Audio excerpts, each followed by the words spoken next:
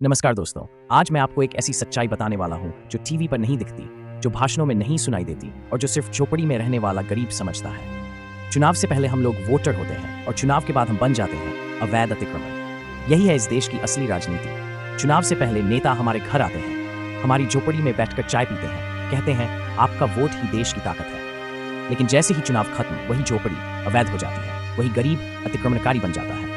Bulldozer आ जाता है, police आ जाती है और मीडिया कहता है अवैध कब्जा हटाया गया।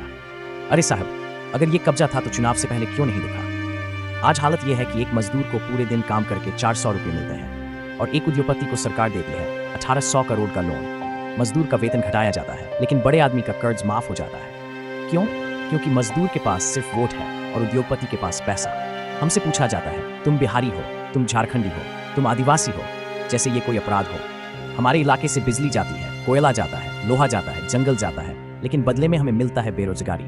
हमारे घर उजाड़े जाते हैं पर उनके शहर चमकते हैं। कहते हैं यहाँ पर्यटन केंद्र बनेगा, यहाँ स्मार्ट सिटी बनेगी, लेकिन जो पहले से यहाँ रह रहा है उसके लिए कोई जगह नहीं। 5 सितारा होटल बनेगा पर झोपड़ी हटेगी। पर्यटक को सुविधा, गरीब को बेदखली। यही है विकास का नया मॉडल। सच्चाई नेता वही कानून बनाते हैं जो खुद ऐसी कमरे में बैठकर बनाते हैं। जिस दिन ये नेता सड़क किनारे रहेंगे, जिस दिन इनका घर भी बुलडोजर से टूटेगा, उस दिन इन्हें समझ आएगा गरीबी क्या होती है। दोस्तों, अब सवाल यह है, क्या हम सिर्फ चुनाव में काम आते हैं?